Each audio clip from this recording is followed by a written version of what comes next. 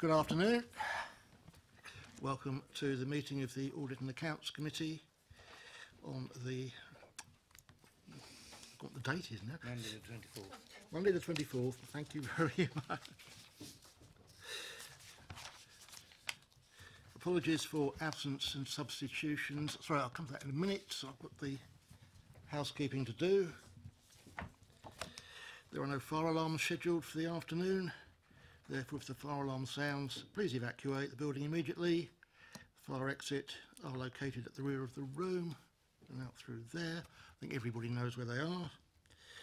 Please note this meeting is being webcast live on the internet. Webcast will also be published onto YouTube after the meeting. Confirm with the officer. Please can all members and public switch their phones off or turn to silent during the course of the meeting. So, apologies for absence and substitutions. I have no apologies. Hopefully, Onley will join us later. And Councillor Leeks is replaced by Councillor Rowland. Any declarations of interest? Any urgent matters? Minutes of the meeting held on the 30th of July.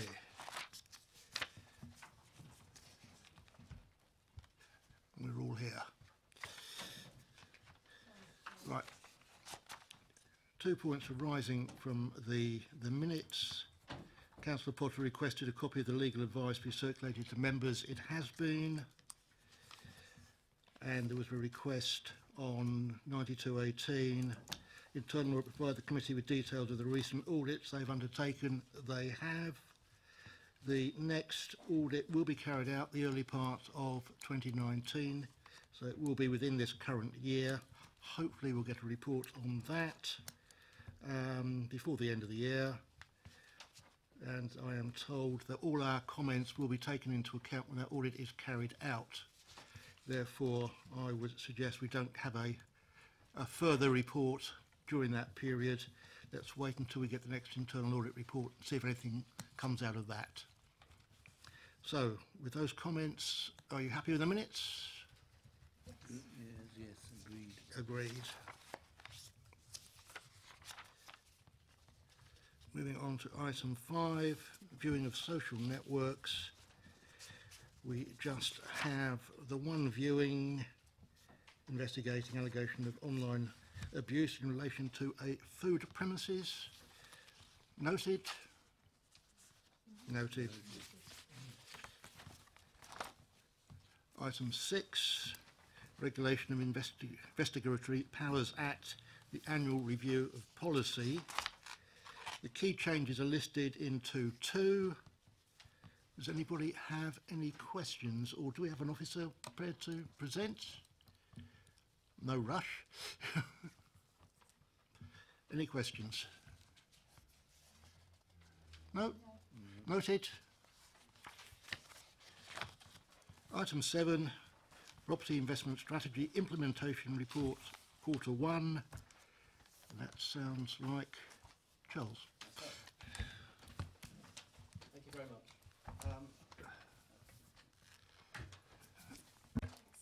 Thank you very much.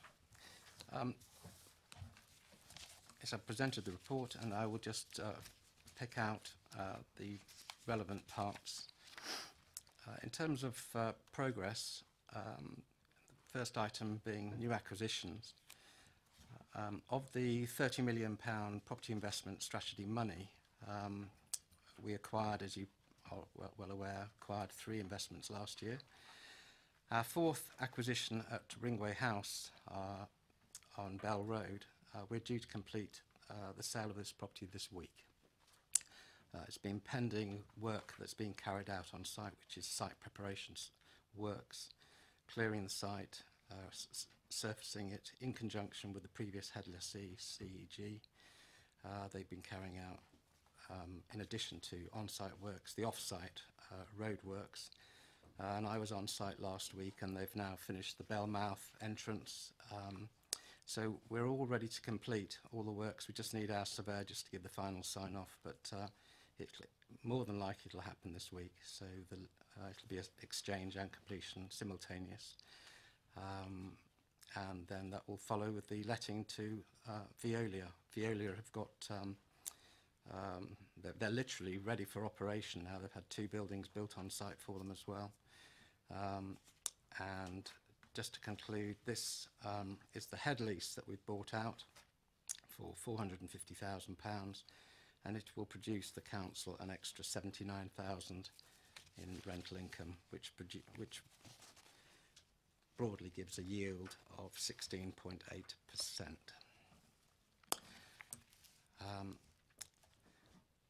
In terms of the remaining amount of money for £30 million, spent 14.5 million on the 4 investments. We've got £8.9 million allocated towards the Eli Lilly deal, which is now signed, which leaves a remaining sum of £5.5 million to be invested. We are working in conjunction with our agents, Cushman & Wakefield, in terms of identifying other investments, mainly commercial investments, but we are considering residential, which I'll come on to in a bit. We are currently looking at, seriously looking at 2 commercial investment properties that could possibly fit the bill. Also, there is potential for some of our existing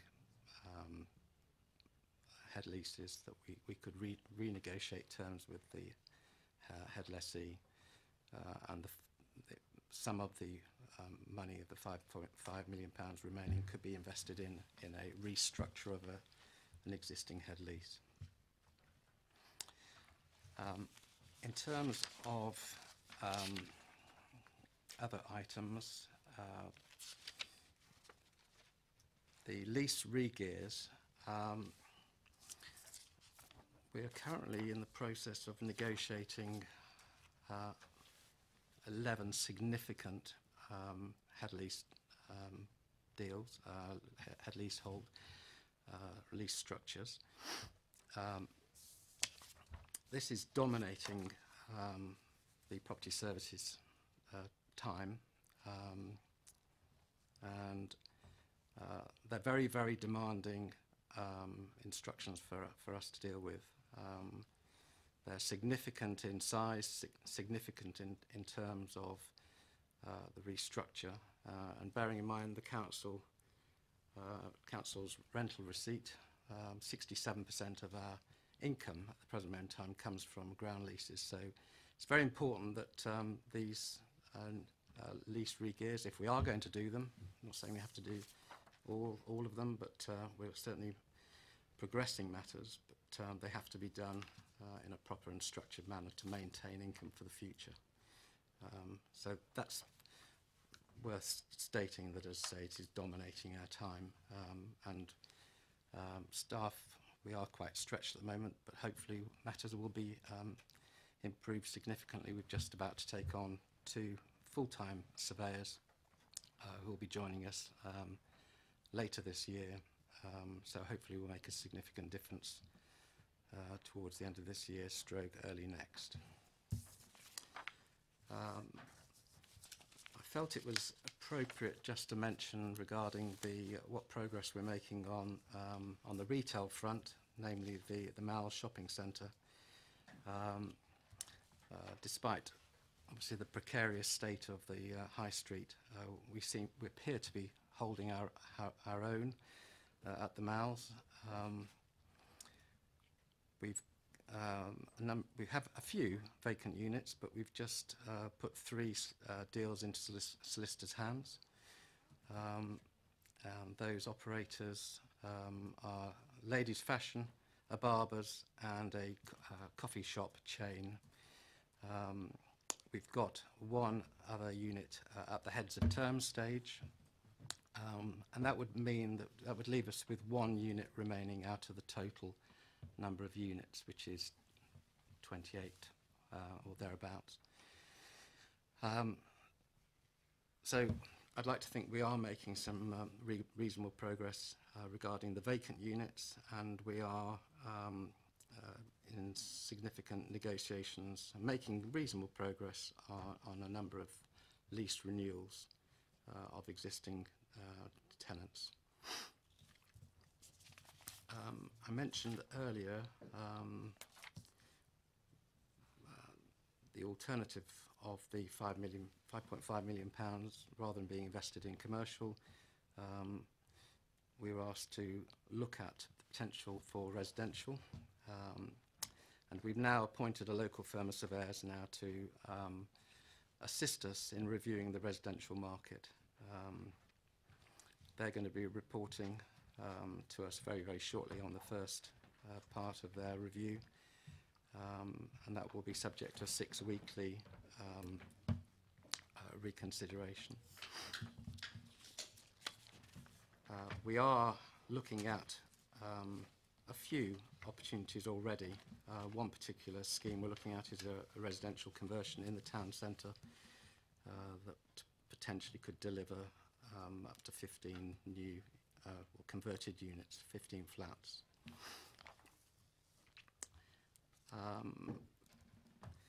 The only other issue I'd just like to mention is in terms of our other stock, the other industrial, the directly let portfolio, which is business space.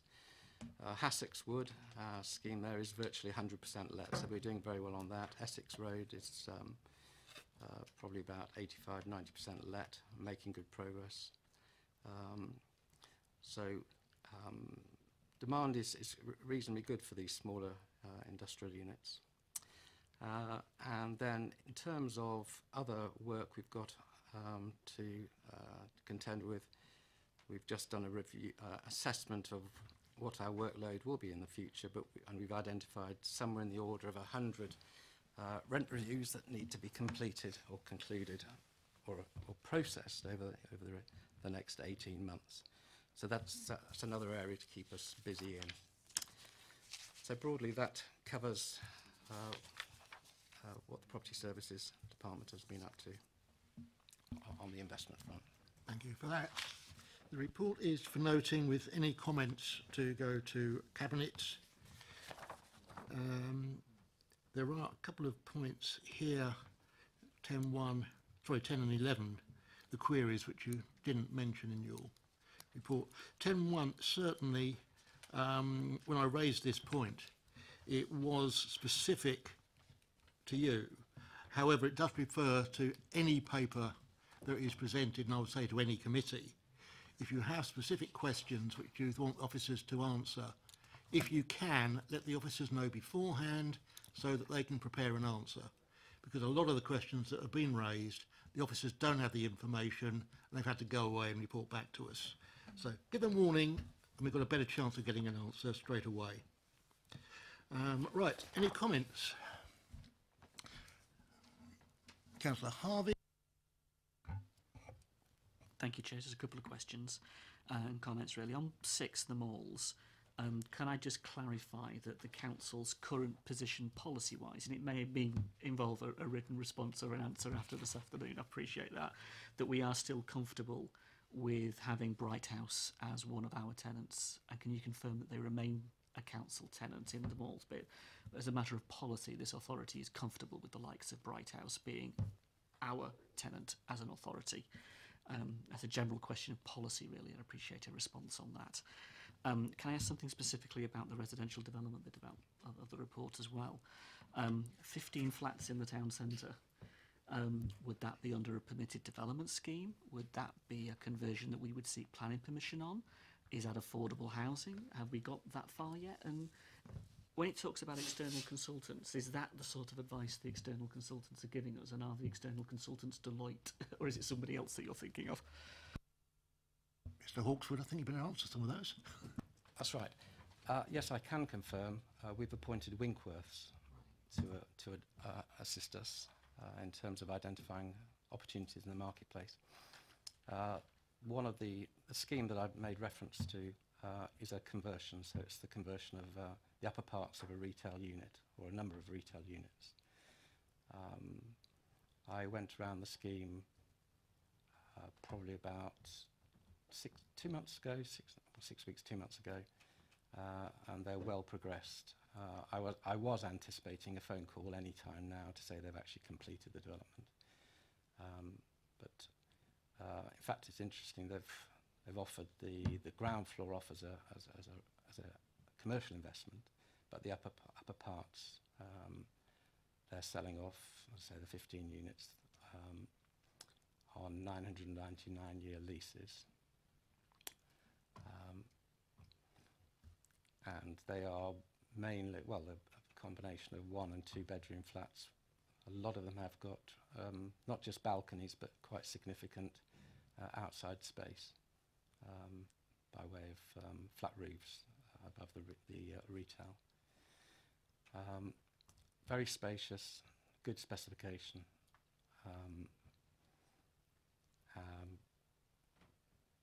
The likely yield probably somewhere in the order around 3 to 4%,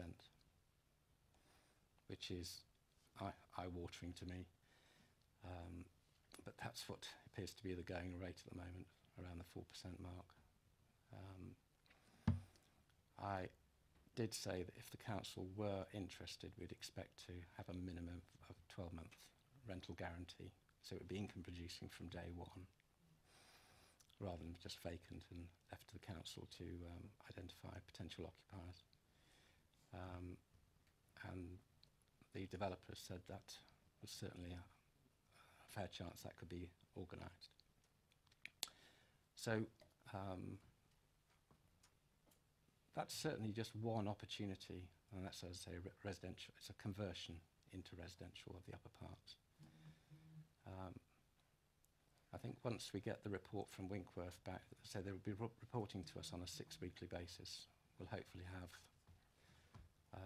other opportunities to look at. So it won't just be conversions, it'll be hopefully new build as well. So we're not prescriptive about what type of property it should be, but I'm envisaging probably we'd want to have well-located units close to the town centre as possible that will attract a broad spectrum of potential occupiers, mainly business individuals, but equally, in answer to your question regarding whether these units is there scope for them to be used for affordable, I think that would depend on the council. If they were acquired, what the council chose to do in terms of potential occupiers.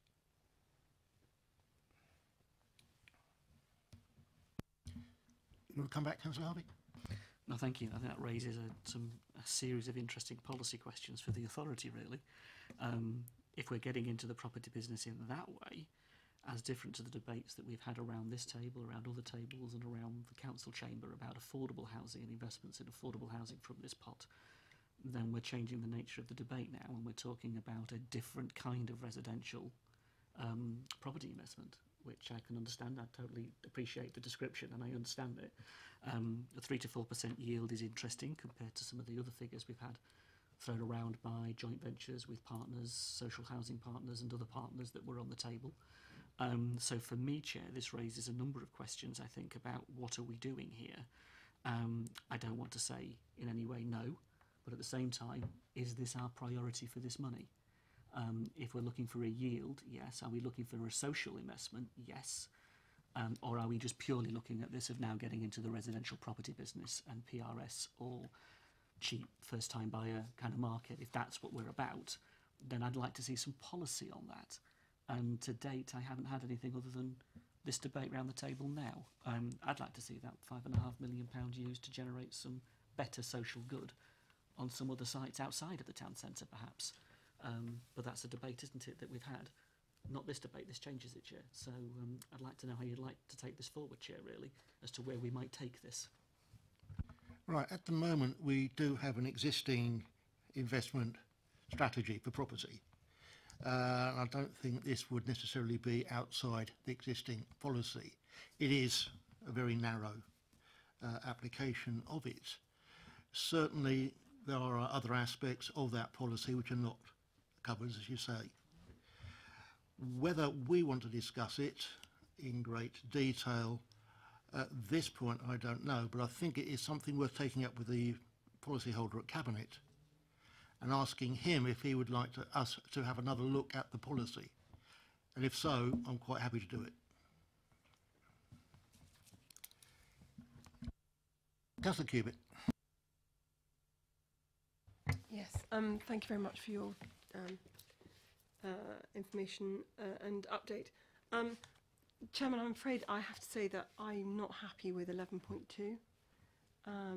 As a member of Audit, I'm deeply unhappy about it. And whilst I appreciate the Audit Department's had a look at it and come back with the reply you've come back with, in my opinion, we in Audit should not accept this response. Because when you have allocated to you monies to invest as an investment portfolio, monies which came from liquid assets on the investment side, not on the commercial real estate side, and given my misgivings already about the fact that we were just further increasing our exposure to a sector we already have deep exposure to then blend it into legacy assets that we have is, in my opinion, wholly unacceptable, not the correct way for us to run our investment portfolio. That money must be ring-fenced, and that those assets must be ring-fenced, and we must be able to evaluate on an annual basis as to whether the 30 million is then 32 million, is then 33 million, is then 25 million. We need to be able at all times to ensure that that investment portfolio is doing what we set out to do, and it is completely unacceptable for it to suddenly disappear into the legacy commercial real estate, and I absolutely cannot support it. Right, there's a comment there which we need to pass on, that we want to see the investments coming out of the strategy as, I'm not going to say ring-fenced, but separately reported, so that we can actually see what is happening to those properties that have come out of this policy.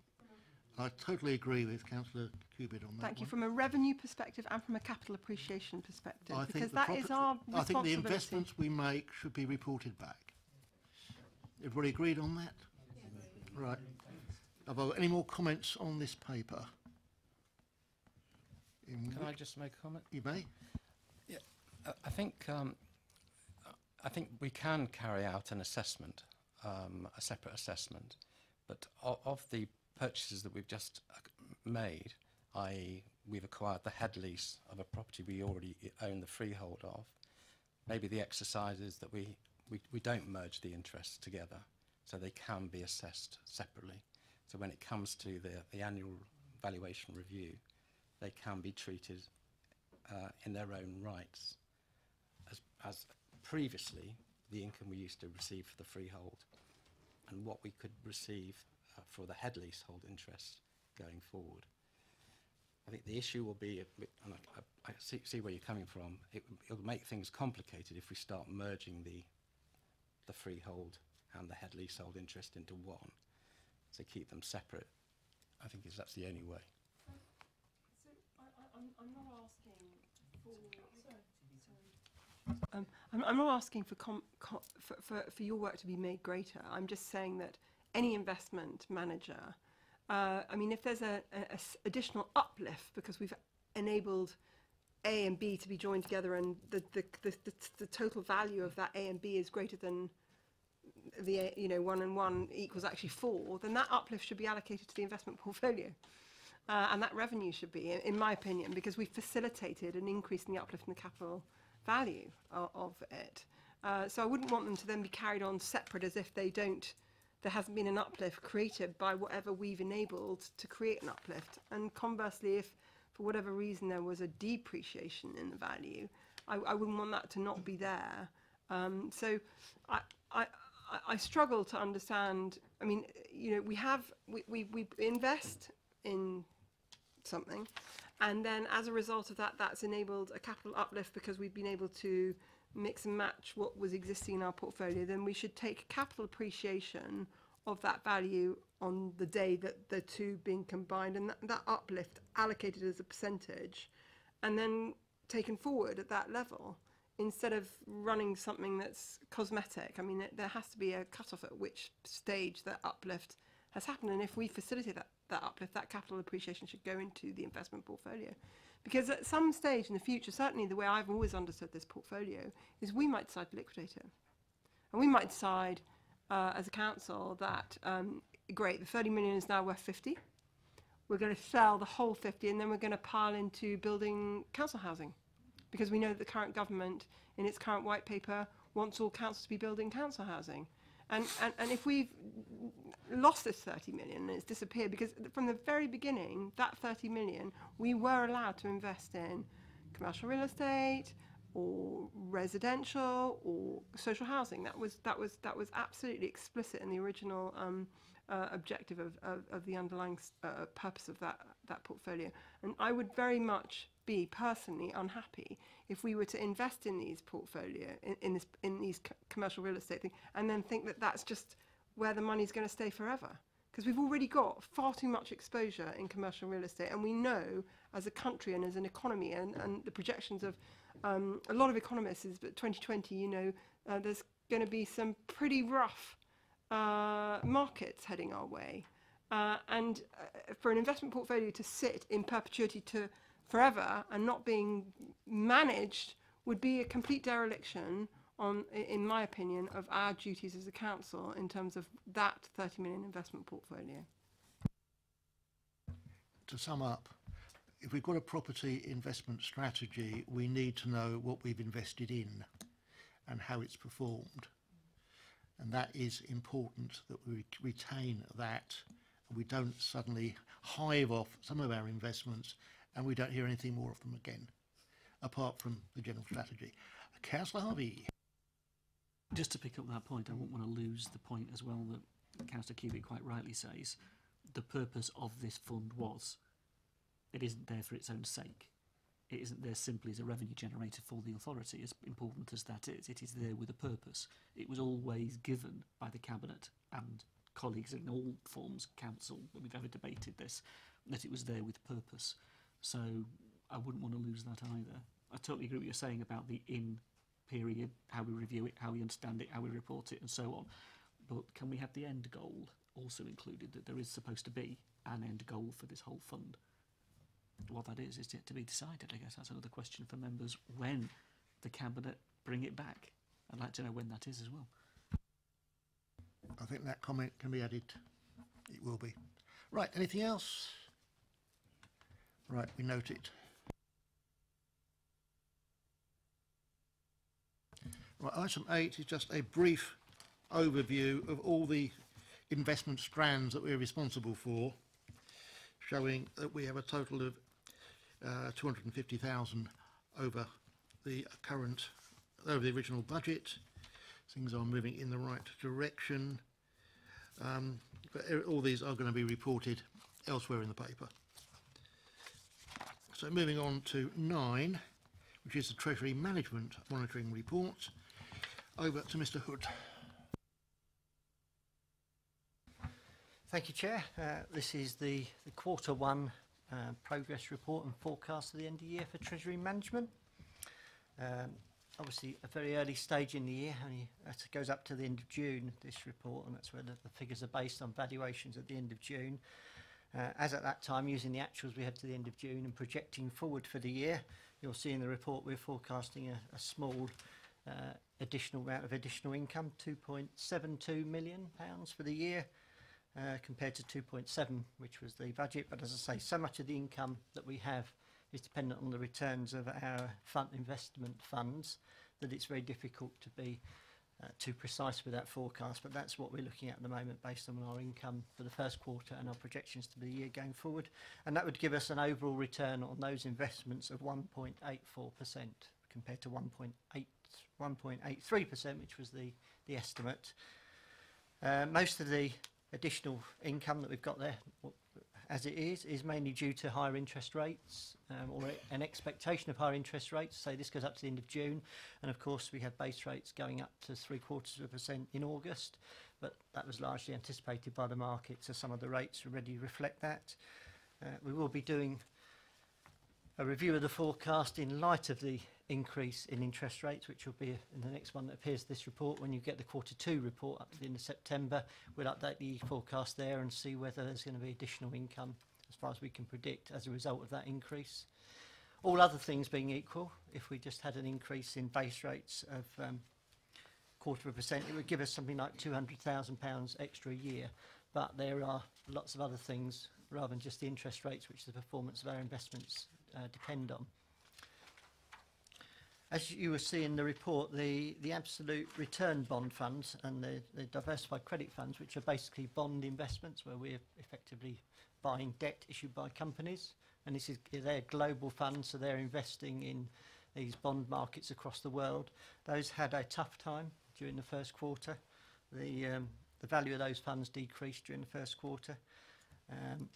We're currently looking at those. We think the right thing to carry on holding those. They have given us good returns in the past. We've had something like 2.5%, 3% income from those at a time when base rates have been either 0.25% or 0.5%. And we have to, when we invested in them, it was with the knowledge that they were more volatile than it would be just to put the money into straightforward cash loans, which would be giving us more certainty but a lower return.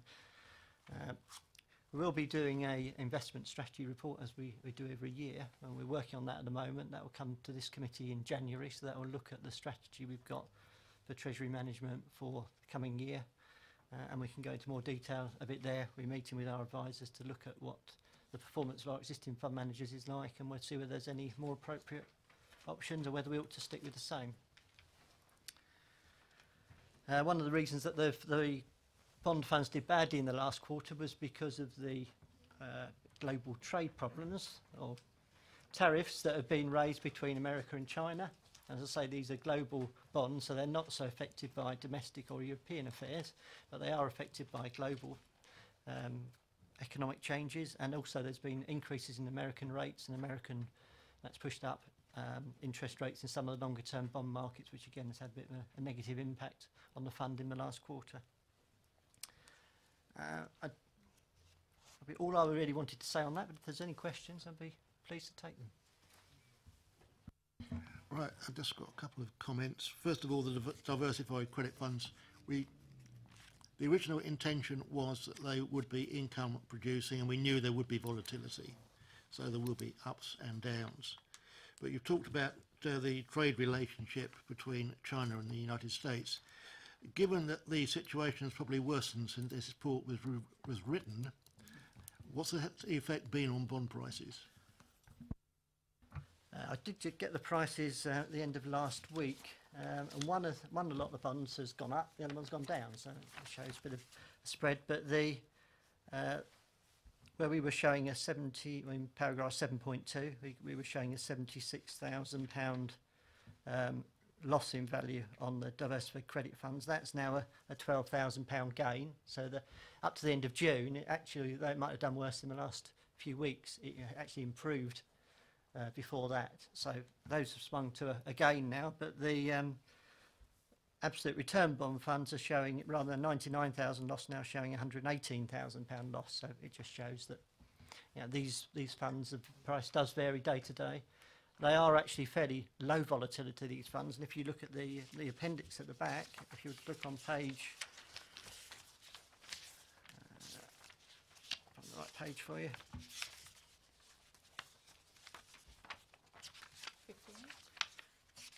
I'm looking for one which is, there it is, page 60.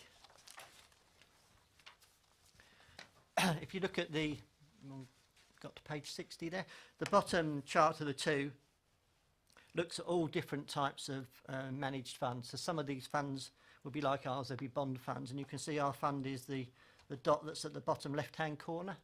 So that's showing it's low volatility, the fund that we've got, but it's also fairly low return mainly because of the low volatility. You've got other funds which are higher performing up to the right of it. Those are probably going to be property funds at the moment, so they've been doing well recently, but they have a bit more volatility. And on the far right-hand side, you've got probably equity funds, which have probably got some negative returns at the moment and the very high risk. So obviously the funds will move around, but the ones that we're in are in the sort of bottom left-hand corner in terms of the volatility and risk. So although there is still some volatility there, it's nowhere near as much as it would be if we were in other types of investment. Right. Do I have any questions or comments? Councillor Harvey. Just quickly, and obviously, in terms of what you said, Philip, is one thing, but we're still talking reasonably sizable sums of money. When does the risk become too much that the policy needs to be reviewed? When does the cut-off say, actually, this is getting serious and we need to take a look at this? Well, I mean, it's a judgment for the committee. We have to look at how much we can afford. We have a rent risk reserve, so that has somewhere between £2 and £3 million in it as a rent risk reserve. So we can absorb, in terms of our finances, up to that amount without it having an impact on the council tax. And obviously, if we get gains rather than losses, and that goes into there, so it's a two-way street. But you certainly can't afford to go beyond that, so we have to monitor the returns and what's happening to the fund values, and if it starts getting anywhere near the levels there, then we have to take a decision as to whether we want to reduce our exposure there. But you're then left with the dilemma of finding an alternative and deciding, do you want to accept a lower return and lower risk, or is there? And part of what we do each year in the Treasury strategy is to look with the fund managers and advisors that we have at what's the latest things that are happening in the markets, if there are any new opportunities which maybe do have a good return but a bit lower risk. Obviously, it depends on what the outlook is for the economy and so on, as well as to what type of investments you think perhaps are best value. But the funds that we have in here are longer term funds, so they're not money that we're going to be needing next month or the month after to pay for some capital expenditure. This is money that's there. Initially, it was there as a 3 to 5 year investment, and some of these funds we've had now for 3 years. So it's getting to the stage where it's right to have another look at them. So we do look at them every year, but we're doing that at the moment. And this is what's coming back to us in January. So we'll be looking at it then.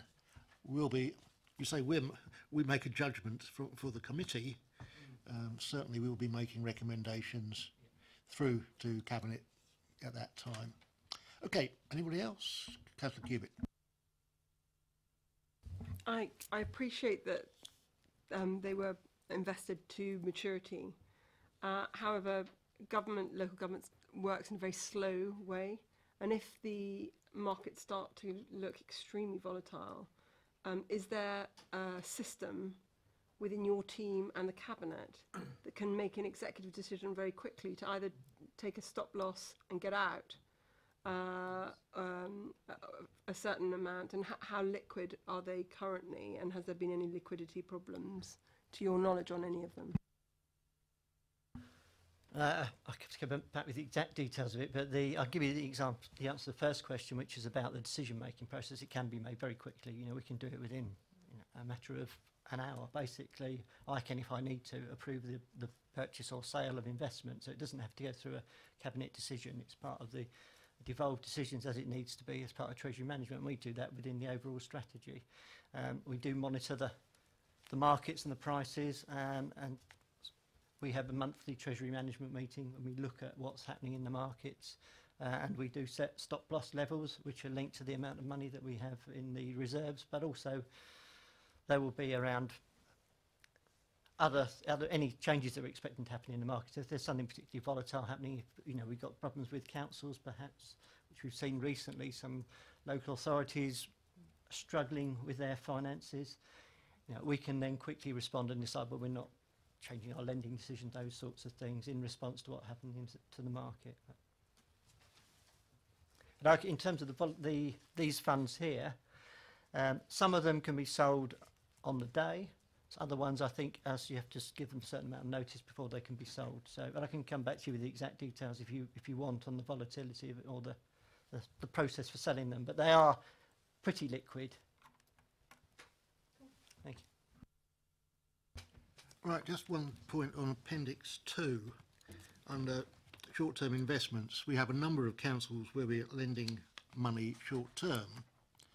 And I know this is an issue that Councillor Cousins raises every year. He looks at what we're doing.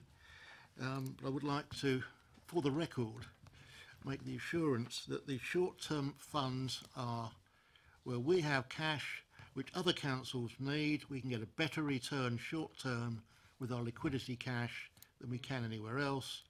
It is not for them to make long-term investments which we could make ourselves. These are short-term investments which we get back for our own liquidity.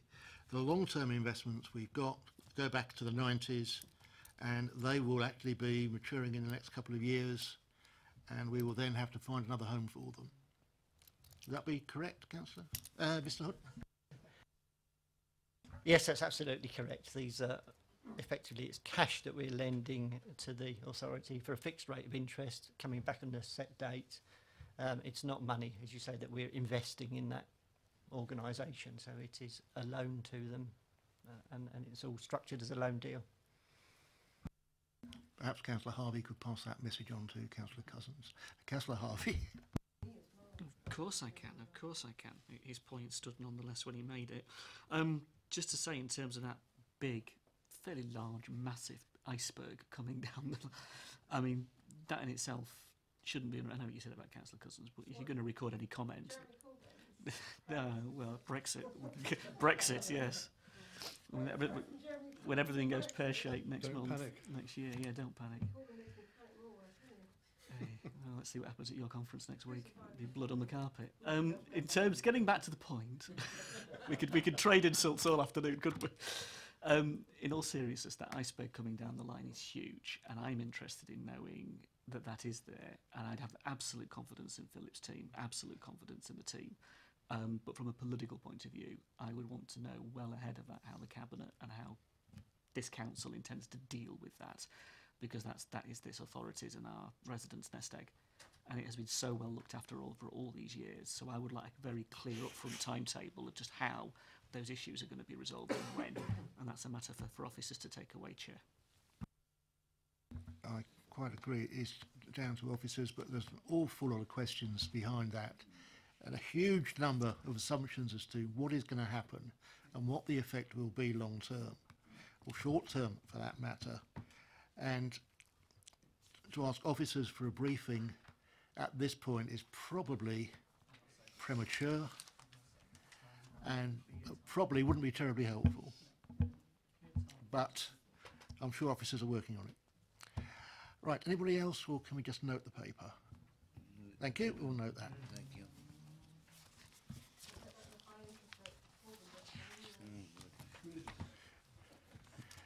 I think the end of civilization as we know it is probably going to happen anyway. Right, item 11, Internal Audit Progress Report. Internal Audit have leapt into action. 10. I missed one? Yeah. Invest My apologies, I skipped one.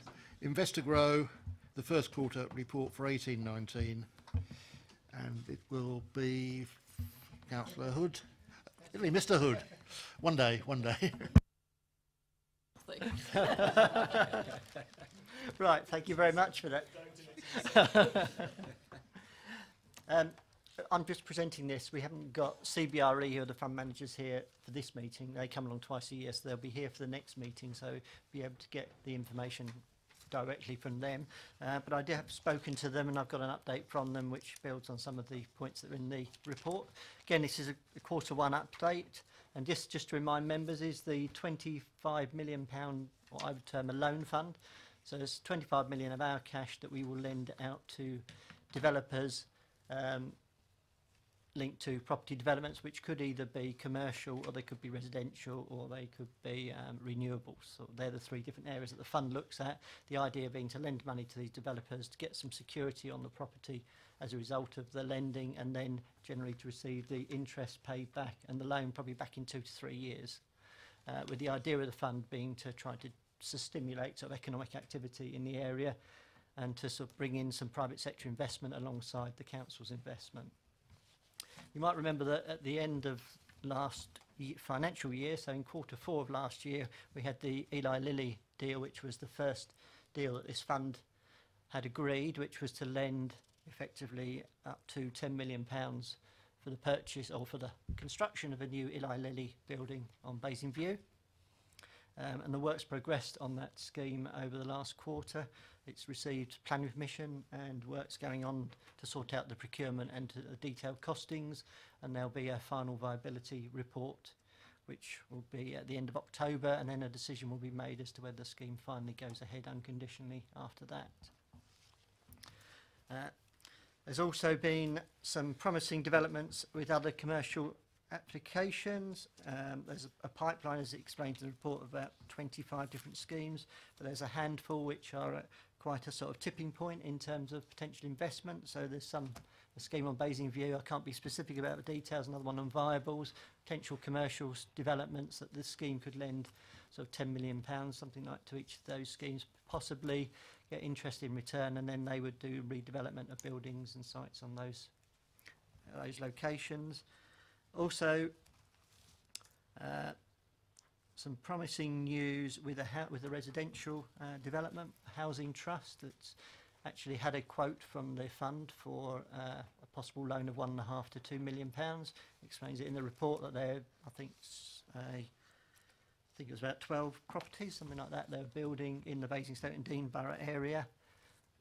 They're now comparing the offer they've had from the fund with the offers they're getting from their banks, and they're expected to come back to us in early October to say whether they'd like to borrow money from the fund or whether they'll sort out their alternative financing. So that's another potential investment. The fund has also been in touch with housing associations.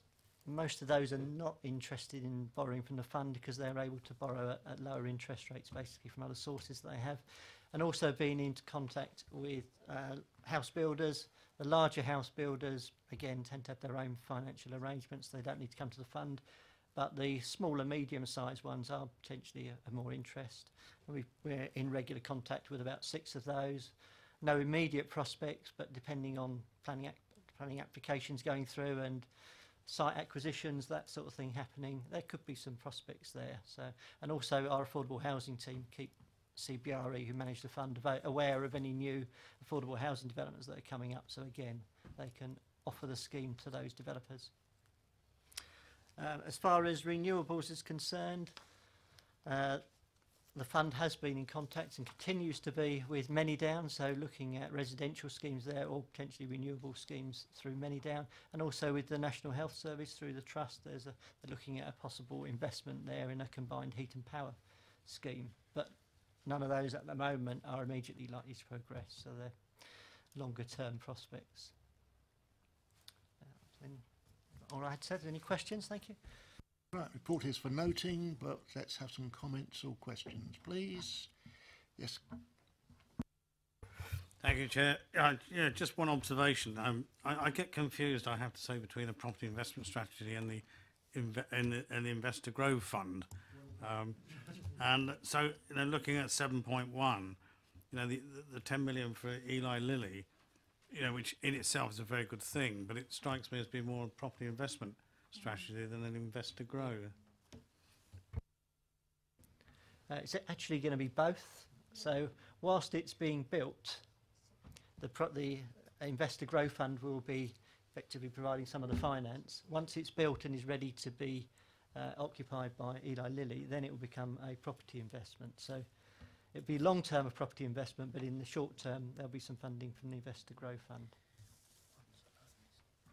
So that brings us back to our earlier point about, in the future, trying to analyse how that investment has performed in that particular fund as opposed to just being subsumed elsewhere. I can understand that, but there are 2 distinct strands. One is, let's get the thing going, and once it's going, then look at it as a property investment. So there are 2 distinct areas there, but both sides need to be reported while it sits there. Councillor Harvey. I've got to be honest, I look at both funds as being councillarised at slush funds, really, is that sort of approach, which is a different matter for a different time. I'm just interested in the housing comments, really. I would look upon our relationship with housing providers in a very different way to achieve what we want. It really doesn't surprise me that housing associations and larger developers aren't interested, because it isn't the nature of the deal they're looking for. Whereas if we are looking for Invest to Grow with joint partners as joint ventures, where this authority works with them alongside them, and the investment achieves the actual bringing to the market of housing, which is obviously an issue in the borough because we've never met our targets. There's always issues there in actually getting the things built, let alone getting the planning permission. Then I think there's a genuine conversation to be had about the manner in which you go about using this money in the housing. I think we're asking it to do something which isn't going to get us a very good number of units, isn't actually going to deliver us an awful lot. Whereas I'd be looking far more radical at it and saying, actually, what can we do with partners to achieve far more with that money? But it does involve looking at it in a different way. And I don't even know if that's on the table. I'm no mind reader. I can't read what's going on in Councillor Isaac's mind. I'm sure somebody else can. But I'm not seeing anything to date that would indicate that is his direction of travel. And that's disappointing. Well, I think there's a definite comment coming out from there, which we possibly ought to take on board, that we do look at it as very much a piecemeal approach at the moment, and we'd like to see a more global approach to actually producing more and actually being pump primers. Though, as I remember it, this was very much a matter of hopefully in and out and don't invest for too long. So the investment in the smaller developers does make sense from that point of view as a short-term investment. We're looking more at what to do long-term. But we'll pass that comment on. Councillor Harvey. Just quickly, the different projects we've seen can be argued and can be interpreted in different ways. It appears to me that the money is used when it suits, and what I'd like to see is consistency. And in a sense, if it is pump priming, that's exactly what it is. If it's property investment, that's what it is, and so on. And at the moment, there doesn't appear to be consistency, and that's my view. I might be wrong. There are other views, I'm sure. But at the moment, I don't see that, and that's why I make my point about the housing. If we're going to do that as a piece of this strategy, then we need to be serious about it, and this is not the way to intervene in that sector. There are much better ways to intervene in that sector to achieve a much better end that might be pump priming to get it going and get a much better return for this authority. Right, that's noted. Right, anybody else? Sorry, Councillor Kewitt. Actually, one for Charles, because the Eli Lilly that's been referred to in both funds, which one of the new acquisitions of investment property was the one that was related to the Eli Lilly? Because I thought we'd already got an Eli Lilly investment in that 30 million. Out of the 30 million pounds money in the property investment strategy fund, 8.9 million pounds is allocated towards that particular property. So the residue is made up from, I think, partial let money. I think, Philip, you probably know more about this than myself. And the rest is the remainder, I'm not sure. Perhaps you can explain, Philip. So it's the 14. Councillor Kewitt, just wait a minute. As I understand it, the Eli money is earmarked for the investment when it is taken out of the investor growth strategy. Is that correct? Yes, that's correct. So whilst it's in the construction phase, it's the Investor Growth Fund, which is basically providing a loan for that. Once it's ready to be bought, then it will be using the property investment strategy money. The loan would be repaid, then we use the property investment strategy money and also other funding. So it's about a £23 million building once it's bought. So we have to find 23 million to buy. Just from a banking perspective, we shouldn't be charging. We shouldn't be. Somebody shouldn't be paying fees because we're taking our risk out. So we're lending money to do the build, but the takeout, there's no credit risk because the takeout is us. So are there no fees then? How does the fee construct work if the credit risk is not there because we're the people taking out the loan, repaying the loan at the end of the investor growth?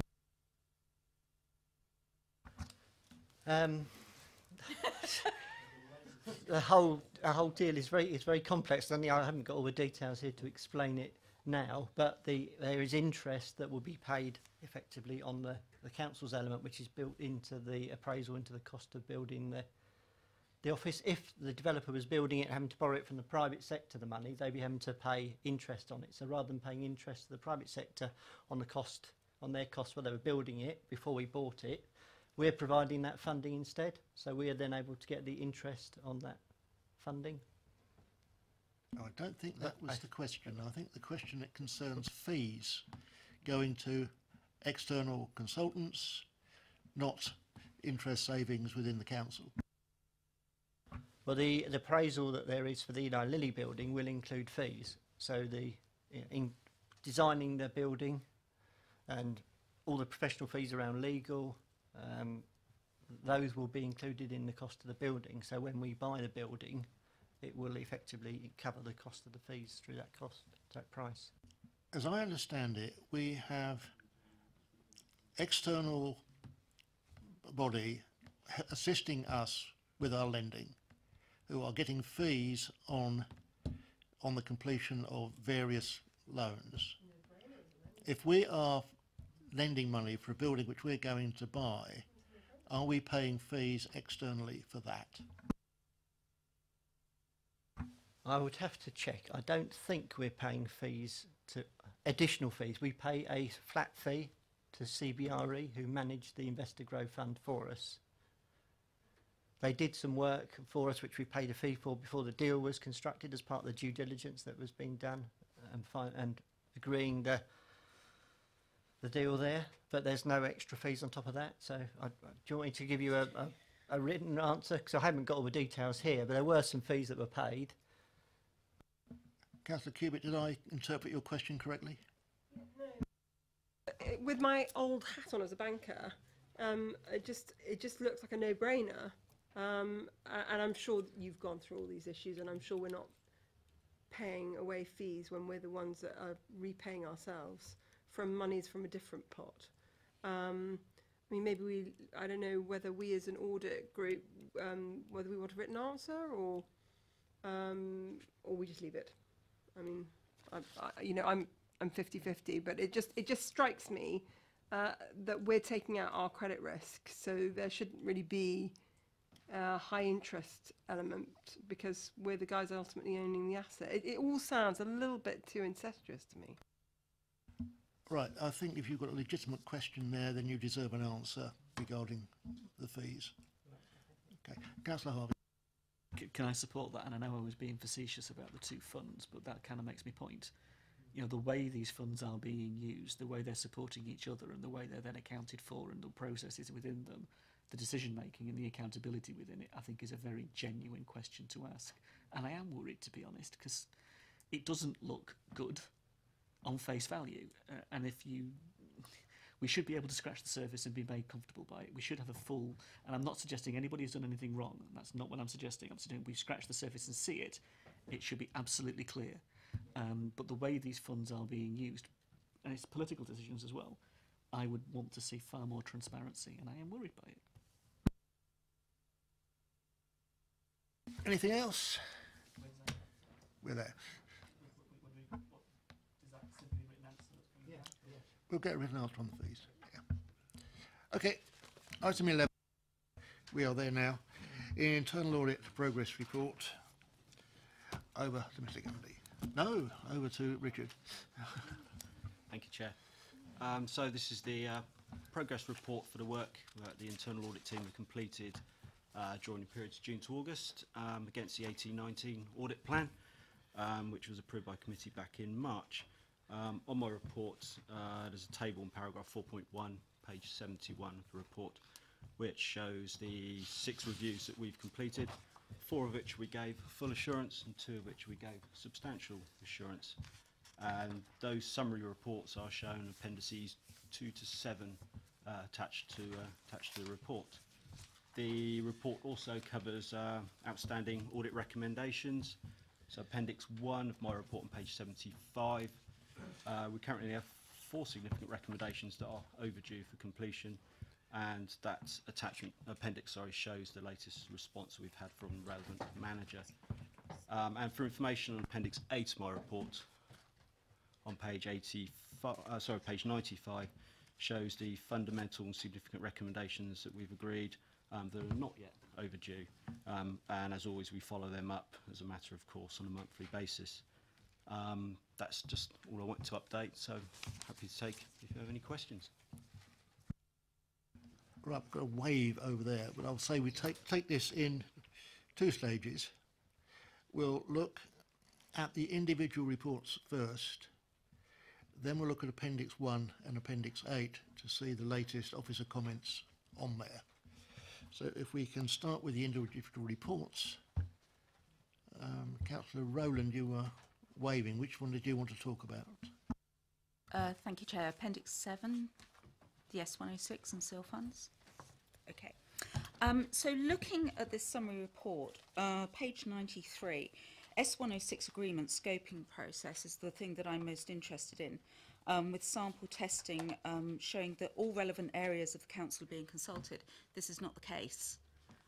Recently there's been discussions with the portfolio holder and with executive members with regard to ward members not being consulted around S106 funds. So I'm unsure how this scoping process has come up as being robust, because we're not consulted, and I've raised that issue a number of times. Secondly, if I just rant and then you can come back to me, that would be great. S106 agreements on page 95 at the top, with the process and monies received are allocated to schemes projects stipulated within the S106 agreement clause and spent accordingly. The problem that we're having with parishes is that they're not actually getting the funds into the projects that they want. It's actually being withheld by the officers, and it's being a real fight to get those funds out. So I raise that as an issue as well. And then my last point is on control objective 4, financial monitoring of developers' contributions, with detailed spreadsheets maintaining by accountancy with the management of S106 conditions. The S106 statement for Sherford-on-Loddon is still showing £279,000 as a contribution from the Redlands site, when in fact those funds have been moved by Basingstoke and Dean Borough Council through the SPD for the Hampshire County Council site of east of Basingstoke. So I'm querying those points on this report. Thank you. Mr. Bevan. Okay, on the issue of the scoping process, the nature of our work, we obviously pick a sample from all the transactions that are there. So our assurance, you know, our opinion is based on that sample testing. So all I can say is that of the sample that we tested, we didn't find any issues that you've just highlighted there. So I don't know if that's something, if you wanted us to look at specifically, that's something that we can do. And I guess it's similar with your issue of the funding, where it's all held on spreadsheets. Again, we pick a sample, we walk it through right through the process from the initial scoping right through to the allocation, and the sample testing that we did. I did this audit myself, so I was, you know, I'm fully confident of what I found based on the sample testing. There were no issues. That's not to say, of course, that, you know, we don't know what we don't know really, so we can't do 100% sampling, as you know. But again, we can look at other things as instructed. Go ahead, Paul. Yeah, what we can do, if we touch base with you outside the meeting on the exact specifics, we can do a separate exercise just to follow those up, and if there's any process issues, again, we can bring that to committee with recommendations, etc., to ensure those issues are put right. Are we still on this appendix? Yeah. Okay. Go ahead. Yeah, not to labour the point. We received an email, we being councillors, either today or Friday afternoon, with a new process for how ward councillors are going to be consulted in the future. But that would indicate that they were never consulted in the past, as this process was just released in the last 1 or 2 days. So it'll be interesting to see how that one works. Councillor Potter.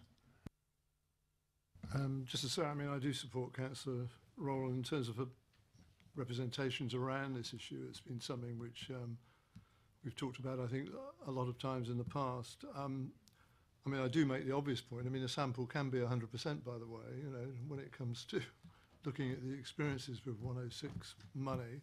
So it could be as large as that.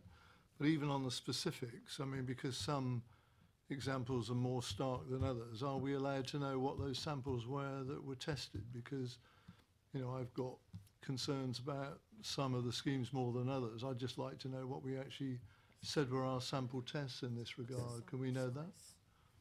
Mr. Gundy? We can provide the committee with the list of the sample chosen and tested. That would be useful. However, I would urge members where they have other experience to please pass that on via Richard, and I would ask you to revisit this particular report. Everybody agree to that? Okay, anybody else got any specific audits they want to talk about? In which case, let's have a look at Appendix 1.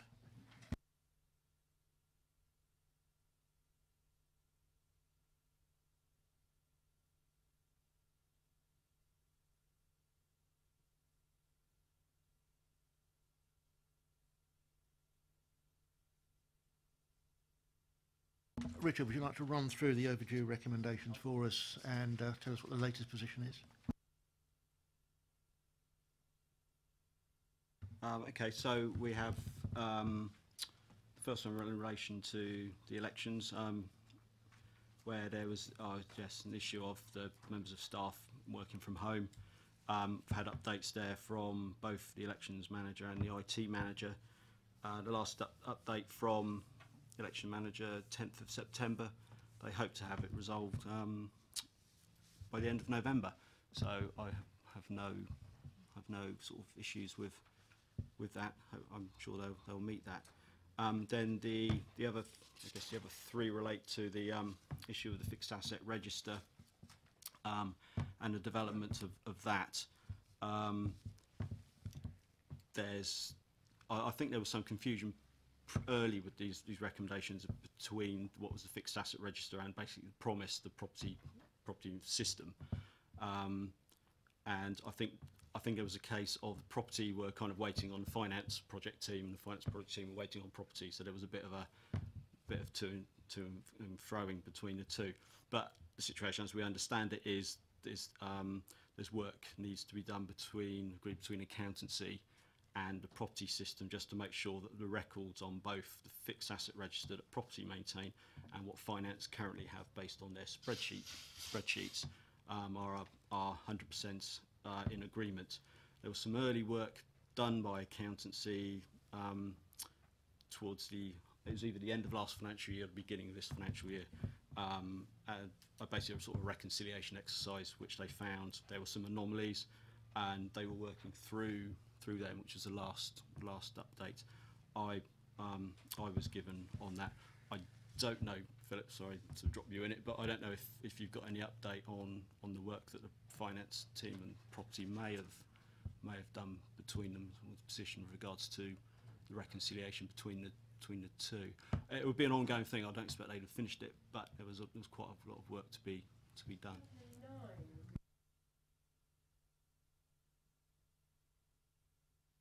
Mr. Hood, did you want to comment on that?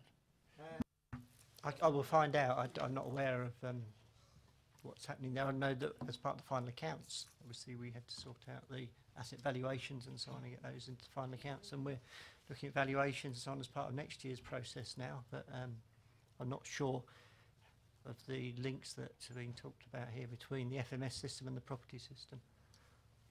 Mr. Cubitt. I would like it formally recorded, as I have requested so many times before, that in my opinion, and I'm sure some of the other members of this committee can confirm, that the original target date for completion for this was 2009, not 2018. And every single time the same subject comes back, there's always an excuse and a reason why it hasn't been done. And it's like living in an Alice in Wonderland. Because whenever we get a report back, I get kind of obfuscation, and this is identical to what I saw in 2009, and it's still not finished. So I don't understand how we can have an overdue recommendation that the original target date for completion was 31st July 2018. I've got the papers, I brought them here, Chairman, I'm sure you remember, about 6 months ago. of my 2009 pieces of paper saying that this is what was committed by this council to have completed by 2009, and it's now 2018. There is some truth in what Councillor Cubitt says. This is an issue which has been ongoing for an awful long time, and we would like to see it resolved certainly before the end of the year. So I would put pressure on the manager, and would we like to speak to him again in December? Is that a yes or? Yes. We would. Okay, so there's a request there for head of service to come in. Now I've got When I originally mentioned this about 6 months ago, when you took over, I said something cannot be right. As a former banker and a former auditor, when something like this goes on like this for this amount of time, there is something that is not right. And I would like to, because we've got an external auditor here, I've said this to you before as well, there is something that is not right. It doesn't make sense.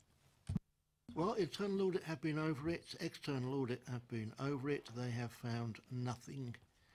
However, these things are dragging on far too long, and it does need to be resolved. Councillor Harvey. You can't find what doesn't exist in the first place, and that's the point, isn't it? Where do we escalate this to? Because we can keep banging on about this as a committee until the cows come home, but if we don't escalate it to somewhere, Audit aren't going to have it resolved. We're going to be back here in 6 months with the same situation. It needs to be escalated and it needs to be dealt with. And is that something? Where does this go? And if it isn't this council, then where else do we go beyond here to achieve what we need to do? Because it's getting quite was beyond serious. I mean, from 2009 to 2018 is an absolute joke. Well, I think it has to be within this council. It may be beyond this committee. Now, Mr. Hood, where do we escalate this to?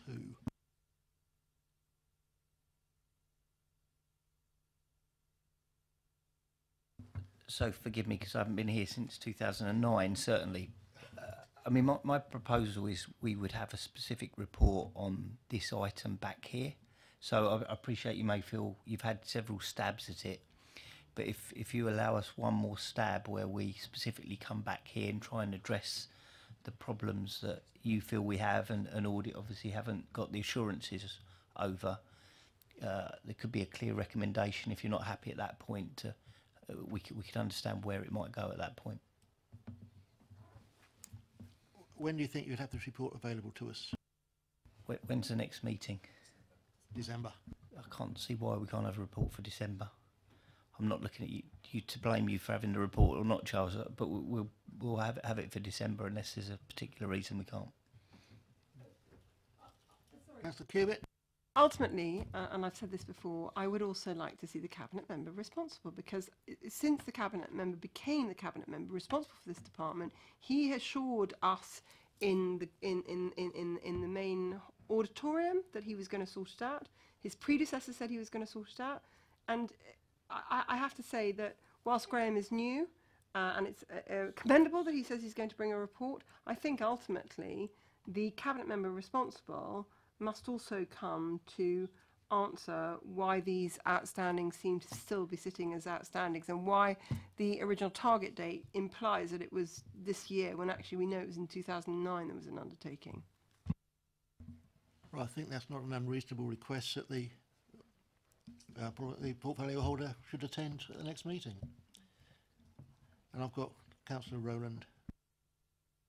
Sorry, just picking up on Councillor Cubitt's comments around 2009, and I do remember her coming to the meeting with the papers. On point 123, I'm sort of a bit flummoxed by the response, which was, this is a sensible recommendation, but there will be significant external fees incurred and hence require a budget bid. With this has been ongoing for such a long time, surely budget would have been set aside for this. I think that's part of the report that we'll get in December. Right, I've got internal audit waving like mad. Thank you, Chair. There is confusion around the whole of this property system. As you know, a recommendation was made several years ago about an implementation of property system. And the committee have received several reports which has given progress against that project. And that project split down into, I think, four or five different stages. And we are happy that that project is now almost there with the premise system, which is the property system, to be with the data to be populated hopefully by next month. Now, fixed assets is a completely it's not the property system. This is a module that's been procured by the council to record the council's assets. Now, this module has been procured off the back of the new property system and the new financial system, because we need to determine which was the best way to record our assets in a secure and much more fundamental way other than on a spreadsheet. The decision was made to procure the fixed assets module from the property system provider, and that's what they're working on. And that's what the property team have been working on, along with accountancy, to ensure that that fixed assets register or fixed assets module is populated correctly. So it's not a recommendation that's been there since 2009. So I'm hoping that will just give a bit of clarification between the property system and the fixed assets register. My memory serves me right, and I'll go back and have a look at my folder. There was actually reference to fixed asset register in 2009, as well as a property register. So they've always existed in parallel, but there was an undertaking and commitment from the council to deal with both of those since 2009. Indeed, there were recommendations back in 2009, and that's when everything was on paper. And there was a system, I can't remember what it was called, that was actually implemented several years ago to overcome that paper-based process that we had in place. This new property system, admittedly, it has been there for a good few years, but that's not relating to those recommendations that date back to 2009. I think we'll get clarity when we see the report in December. Councillor Potter. Sorry, Chair, I'm sure we're all saying broadly the same thing, really. And I mean, my recollection, obviously, while some of the software may have changed, really the property fixed assets module as such has been around for a good many years, obviously. I'm just intrigued, really, by under 1.30b, you know, within our report, where we're making reference to the related processes between the property fixed asset module and new financial system, where the property manager says the recommendation is accurate, which I hope it is, obviously, but it is not totally within the gift of the property manager, which obviously very clearly indicates, I think, that this is a resource aspect, really, in terms of progress. And when I think of the repeated representations that have been made by Audit and Accounts, and as Councillor Cubitt says, but going back a long, long time, I find it, well, it's nearly unbelievable, isn't it, really, that we have a commentary today which is no different to what it was years ago. And for a council of this importance and for this sort of significance, really, in terms of its property assets, to be struggling with what accountants like Councillor Cubitt and others would say is just basic, you know, management of the property portfolio, just is incredulous, really, I think, and makes us out to be, at the very least, a laughing stock, I think, really. But and it's none of the colleagues on the right responsibility here when we say this. It must rest somewhere else, and this has got to be, once and for all, this has got to be dealt with. I mean, this is repetitive to the point that it's quite ludicrous, I think, really. So we do ask, I think, really, that the portfolio holder takes proper responsibility for this part of his portfolio.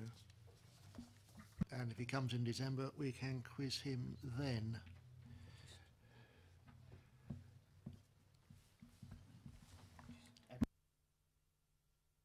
I can just add one point about the link with the finance system. There is a dependency on the implementation of the new finance system.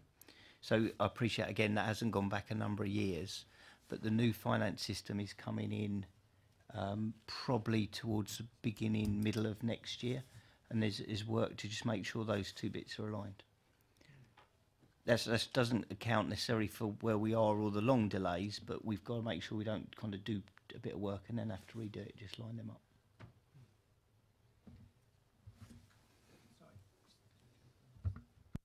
Okay, over to internal audit.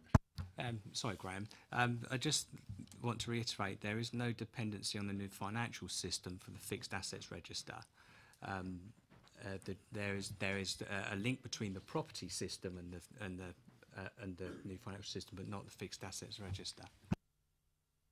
Right, well, I think I would agree. Don't shoot the messenger. It's not internal audit's fault that they find problems. We are grateful for internal audit for raising them in the first place. However, the property manager is probably correct. It's not entirely down to him to have a new finance system to tie into until he's got a new finance system in place. And it's between two areas. So both managers are responsible in this case. But I think the report in December is going to make interesting reading. Appendix 8. Are we satisfied with the progress being made on the recommendations currently not overdue? Mr. Bevan, have you got any concerns? Sorry, Chair. No, as I say, every update, we do chase all recommendations as a matter of course on a monthly basis. Some of them, the work isn't yet, we're not expecting to be done for a little while, so we haven't had any recent updates on them, but we will follow them up. And obviously, if we get nothing, they will jump from Appendix 8 to Appendix 1 of my report when they will be overdue. I'll be more reassured if I was told everything is proceeding smoothly and there is no reason to suspect they won't be completed on time, rather than wait until they're overdue. Then be told. But I would like to see at least some latest management response in the report. Okay, noted. A lot of comment there.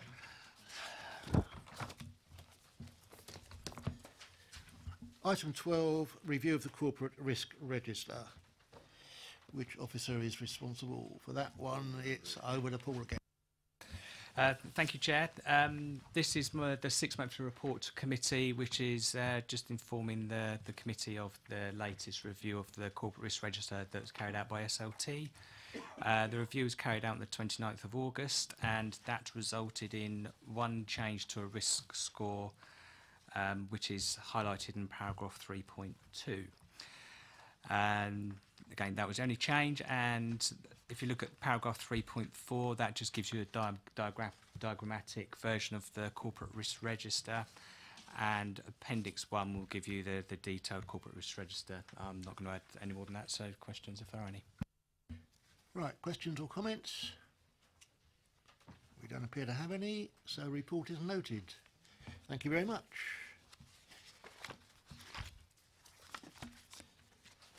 Item 13, the Local Government Audit Committee briefing. Now, this is a document issued by EY. I thought it worth bringing it to the attention of the committee, as there are a number of areas in there of interest, and it was circulated to all members through the weekly bulletin, as it does cover areas outside of our remit. So apart from anybody who's got questions on it, it's just for noting. The one item that I did take on board was the page 133, the Audit Committee Effectiveness Toolkit. Now, I understand there are toolkits available, not only from EY, but also from the Institute. And I would like that added to the work programme for us to have at least something back to this committee on how we can measure our effectiveness. And Mr. Hood has agreed to that. Mr. Hood, when do you think that could be done? Well, I'm happy to prepare a paper for the next meeting, so December. Can that be added to the December work programme? Right, any comment on that? Yes, Councillor? Yeah, yes, I found the Ernst & Young report very interesting, but at the end of it, it left me quite concerned because some of this is so very technical, very heavy going, and the audit committee effectiveness, it was like almost quite intimidating on the expectations of our competency. But I just wanted to raise that as we are humble councillors and not highly qualified finance people. Are you declaring your incompetence? No, I said questioning one's competence. I think you're questioning your competence to be on this committee, but Uh, the object well- of this committee is to raise questions when about things they don't understand. Oh, right. And I'm going to ask EY to pop in here. Thank you, Chairman. The purpose of the briefing is certainly not to make audit committee or audit committee members feel in any way inadequate. It is really designed to point to the need for any committee ultimately to make sure that it is effective for the role in which it's been set up. So it's not intended to imply anything different, just to note that it's important that there is that assessment by the committee itself as to its own effectiveness, so that it's discharging its responsibilities effectively.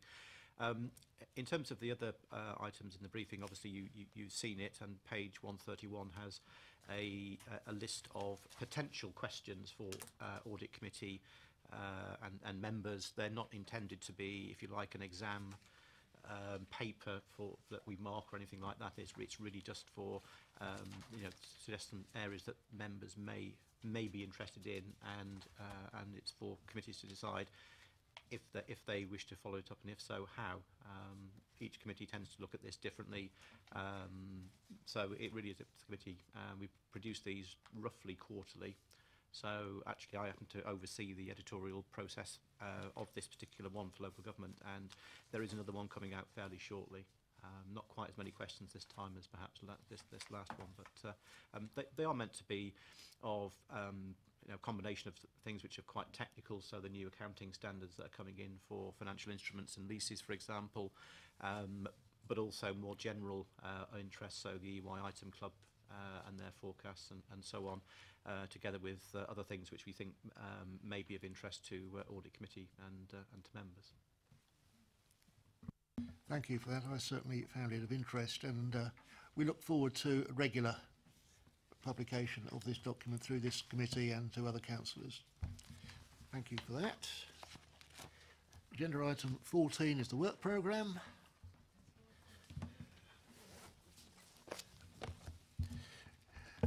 We no longer have to worry about the items we've just discussed, so it goes straight into December. And I don't think there's anything there, so we have now added 2 more reports to that. I don't think that's going to make the Christmas meeting too onerous.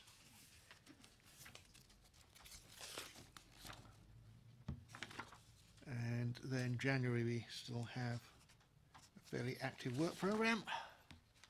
The 2 items which we have got to be timetabled, the alleged data breach, we are still waiting for the final decision on that. If any members have questions on that, can they please direct them to Graham, and he will be more than happy to answer them. It's not for this committee at this time. Yes, Councillor? Sorry. I actually have been asking questions, and the last time I sent an email way back in August, being a new councillor, I requested a briefing on this subject because I didn't understand all of the issues that were being talked about in the meeting, and so far I have not received that. I also raised at the time whether or not, given the nature of some of the emails and the advice, was there the potential of a conflict of interest, and I have not received a response. So whilst I note what you said at the beginning of the meeting about making sure that questions were raised prior to meetings, that doesn't seem to be working for me. In this case, that's probably not a question for this meeting at this time.